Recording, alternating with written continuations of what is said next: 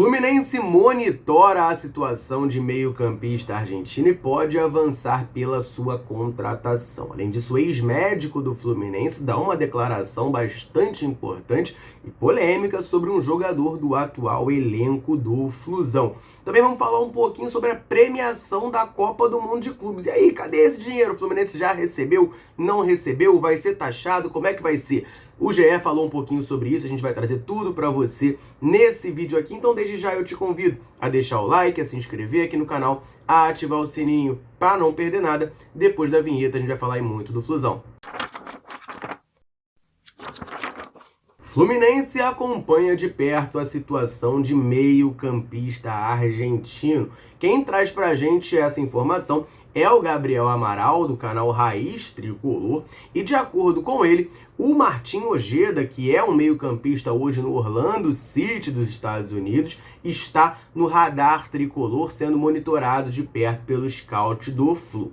No entanto, ainda não existe uma proposta oficial do Fluminense pelo jogador. Saíram algumas informações que o Fluminense estaria verticalmente interessado, pronto para fazer uma proposta oficial. A informação do Gabriel Amaral é de que ele é um jogador monitorado. O scout do Fluminense observa a sua situação. Martín Ojeda é um cara que já ganhou algum destaque quando ele estava no Godoy Cruz da Argentina. Teve um momento de bastante destaque lá, vários clubes brasileiros chegaram a monitorar a sua situação, mas acabou que ele se transferiu para a MLS, onde ele foi jogar no Orlando City.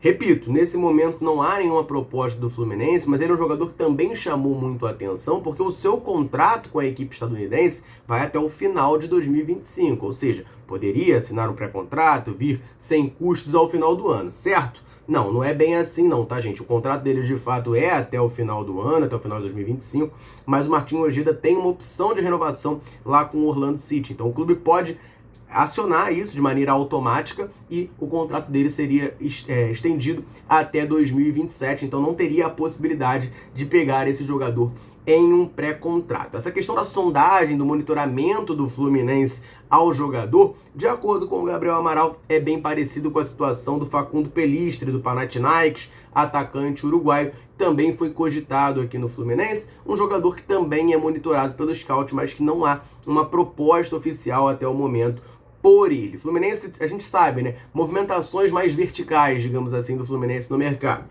É o Santiago Moreno, do Portland Timbers, a negociação tem avançado. O Fluminense está relativamente próximo de anunciá-lo como reforço, o jogador quer vir para cá, existe um acordo do jogador com a sua equipe, o Portland Timbers, para caso haja uma proposta interessante para todas as partes, ele ser liberado, e o Fluminense, que teve sua primeira proposta de 4 milhões de dólares recusada, está disposto a aumentar esse valor para contratar o atleta. Então falta somente o acerto do Fluminense com o Portland Timbers para o Santiago Moreno se tornar reforço do Flu. Outros jogadores na mira do Fluminense com proposta na mesa. O Flu fez uma proposta oficial para o Vitinho, atacante que estava no Al-Ettifaq da Arábia Saudita, está sem clube desde maio. O jogador analisa essa proposta, mas ele também tem uma outra proposta de um clube da Arábia Saudita que não é o Al-Ettifaq, tá? Um outro clube da Arábia Saudita. E essa proposta, de acordo com uma informação do GE, é uma proposta financeiramente muito interessante para o jogador. Então ele ainda não aceitou nenhuma das duas, mas parece que o Vitinho está balançando mais para jogar novamente na Arábia Saudita. Outro jogador que também tem proposta na mesa do Fluminense é o Lucas Ribeiro, do Mamelodi Sundowns. A gente gravou sobre ele ontem aqui, ele retornou aos treinos no Mamelodi, algo que me pegou um pouquinho de surpresa, visto que no final de semana passado ele deixou a preparação ali de pré-temporada da equipe, porque estaria muito próximo de fechar com um clube que até então não tinha sido divulgado. Depois disso, confirmou-se a proposta do Fluminense e também a proposta de um clube do Catar, que de acordo com o portal MSN, é o Qatar Sports Clube. O Vitor Lessa trouxe pra gente que ele parece estar mais encaminhado com o clube do Catar do que com o Fluminense, mas o Flusão ainda não desistiu da negociação, cogita ali tentar convencer o jogador para atravessar. O Lucas Ribeiro tem até o desejo muito forte, sim, de jogar no futebol brasileiro, ele nunca jogou profissionalmente por aqui, mas também tem essa questão financeira. O clube do Catar com certeza pode e vai oferecer mais dinheiro para o jogador e talvez até para o Mamelodi Sundowns do que o Fluminense poderia oferecer, e isso aí pesaria a favor dos asiáticos. Então são essas três negociações que de fato a gente sabe que o Fluminense tem no mercado. Também tem a informação de que o Fluminense monitora o mercado em busca de um centroavante, mas ainda não tem um nome definido e não tem nenhuma negociação aberta com os jogadores dessa posição. Martim Ojeda está sendo monitorado pelos scouts do Fluminense, mas até o momento sem uma proposta concreta do tricolor. Falei um pouquinho de centroavante, eu quero trazer uma informação aqui, uma declaração dada pelo Michel Simoni, que foi médico do Fluminense por muitos anos, é um ortopedista renomado, e ele falou da situação do Germancano. Ele deu uma declaração aqui que chama muito a atenção. Vou falar sobre isso já, só antes, rapidinho, deixa eu aproveitar para dar uma moral para a galera tricolor sempre ligada aqui na Central, sempre nos dando aquela moral. Em todo vídeo eu convido você que está aí assistindo a comentar aqui embaixo, me falar o seu nome e de onde você está nos acompanhando. A gente gosta muito de saber até onde nesse mundo gigantesco a Central alcança. Galera, chega junto, deixa o comentário e sempre que a gente pode, a gente vem aqui e manda aquele abraço. Nesse vídeo, eu vou mandar um abraço pro Davi Weber, de Volta Redonda, pro Reginaldo Eduardo, de Conceição de Macabu, no Rio de Janeiro, pro Adilson, aqui do Rio Comprido, pro Rodrigo, de Porciúncula, e pro Carlos Alberto, de São Luís, do Maranhão. Um abração pra galera tricolor ligadinha na Central Fluminense, o convite mais do que reforçado. Quer que a gente mande um abraço, um salve e cite o seu nome em algum vídeo? Então comenta aqui embaixo, me fala o seu nome e de onde você tá nos acompanhando. Combinado? Vamos falar um pouquinho sobre essa declaração bastante impactante dada pelo Michel Simoni no Bastcast, que é um podcast que ele participou recentemente. Ele falou um pouco sobre a situação do Germancano e ele trouxe uma curiosidade. De acordo com ele, o Germancano não tem nenhum dos dois ligamentos cruzados do joelho. Tá? Ele fala que desde antes de chegar no Fluminense, o Germancano já não tinha esses dois ligamentos cruzados, tá? E ele cita o exemplo do Carlos Alberto Torres, que também, né, jogou muito tempo na carreira sem o ligamento cruzado anterior. Né? Então é uma coisa assim, que não é muito comum, mas é possível de acontecer o jogador de futebol atuar sem esses ligamentos. Vale lembrar, né, o Germancano, isso antes dele vir para o Fluminense, ele já tinha, antes de vir para o Vasco, inclusive, tá? De vir para o Brasil, o Germancano já tinha tido cirurgias nos dois joelhos, lesões gravíssimas, conseguiu se recuperar, de acordo com o Michel Simoni, sem ter o ligamento cruzado, ou seja, rompeu o ligamento e nunca reconstruiu aquele ligamento ali, consegue mesmo assim andar, correr, jogar bola normalmente e conseguiu continuar construindo sua carreira. Teve um destaque no Vasco e aqui no Fluminense, né, gente, dispensa comentários. O que ele fez em 22 e 23 foi coisa de maluco, né? Mais de 40 gols de 8 temporadas, bicampeão carioca, campeão da Libertadores, em 2024 campeão da Recopa também. Então assim, é um dos grandes ídolos da história do Fluminense, mesmo sem esse ligamento do joelho. Isso chama muito a atenção, né? Porque a gente vê jogadores que têm problemas de joelho e nunca conseguem voltar a jogar. Ele se você para analisar, ele não recuperou o problema do joelho dele. O problema tá lá ainda.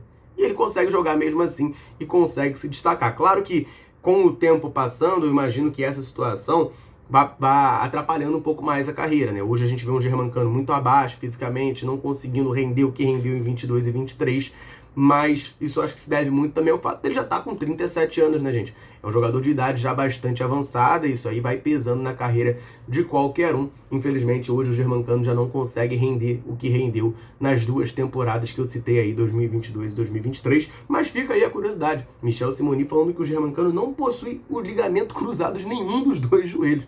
Pois é, gente, informação surpreendente. Vamos falar um pouquinho agora do Mundial de Clubes. Passou já, o Fluminense fez aquela campanha fantástica, chegou à semifinal e não mais importante do que isso, mas outra coisa que chama muito a atenção foi a premiação milionária que o Fluminense recebeu, ou melhor, vai receber nessa competição. Por chegar na semifinal, o Fluminense totalizou ali, né, com todos os... Jogou, ganhou um dinheiro. Ganhou um jogo na fase de grupos, ganhou dinheiro. Empatou 2, ganhou dinheiro. Passou de fase, foi ganhando dinheiro. Totalizou aí 330 milhões de reais. O GE trouxe pra gente um panorama do que tá acontecendo com esse dinheiro, onde ele tá. Porque muito tricolor fala, pô, cadê o dinheiro do Mundial? O Fluminense não contratou nenhum reforço ainda. Abre o bolso. Mas o GE tá explicando pra gente, o dinheiro ainda não caiu, tá? No caixa do Fluminense. De acordo com a informação do portal, essa premiação vai pingar na conta do Flu no dia 30 de setembro. Isso é depois da janela de transferência. A janela fecha no dia 2 de setembro. O dinheiro vai pingar no dia 30. Eles trazem pra gente também que o Fluminense já recebeu 60 dos 330 milhões de reais que tem para receber. Então, 270 milhões é o que vai pingar na conta do Fluminense no dia 30 de setembro. Aí você pode estar se perguntando, não, mas não vai pingar isso, porque tem a questão da taxação lá nos Estados Unidos que o Fluminense está tentando resolver. Então não vai pingar 270. Não, vai pingar sim. Isso porque os impostos é uma situação que vai ser resolvida ainda, tá? Mas esse pagamento não é agora, não é tributado na fonte do dinheiro. O Fluminense vai ter que fazer esse pagamento em fevereiro para os Estados Unidos. E aí a questão é que não se sabe ainda qual vai ser esse valor. O Fluminense está contratando alguns advogados ali, né, já contratou para tentar negociar essa situação judicialmente e reduzir a taxa que o clube terá que pagar de imposto ao governo estadunidense. O Fluminense considera que desse valor total de 330, somente 60 milhões, que foi o que ele já recebeu até esse momento, deveriam ser tributados, porque foi o dinheiro que o Fluminense recebeu enquanto estava nos Estados Unidos. Esses 270 milhões vão ser recebidos pelo Fluminense enquanto o clube já está aqui no Brasil, e quem vai pagar é a FIFA, que a sede é na Suíça. Então, por mais que o torneio tenha sido nos Estados Unidos, esse dinheiro não vai passar por lá.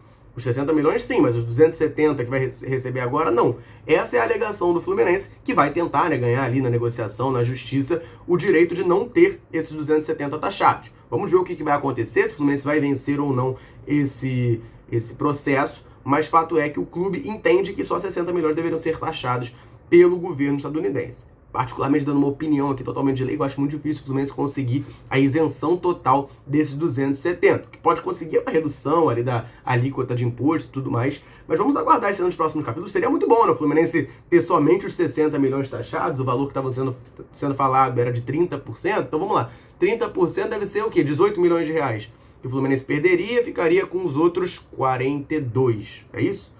Matemática não é meu forte, mas eu acho que é isso. 18 taxados, 42 na conta do Flu, mais os 270 aqui, se o Fluminense conseguir a isenção, seria, claro, né, fantástico pro Tricolor, mas não nessa janela, né, o dinheiro vai cair depois, então o Fluminense, talvez a gente possa ver grandes investimentos lá em janeiro de 26, mas agora, em julho, agosto de 2025, vai ficar um pouco difícil para o Tricolor. E você, torcedor tricolor, eu quero a sua opinião. Essas eram as notícias que eu tinha para trazer nesse vídeo aqui. Quero saber de você, Martim Ojeda, você acha que seria um bom reforço para o Fluminense ainda nessa janela de transferências? Então deixa um comentário aqui embaixo para a gente trocar aquela ideia.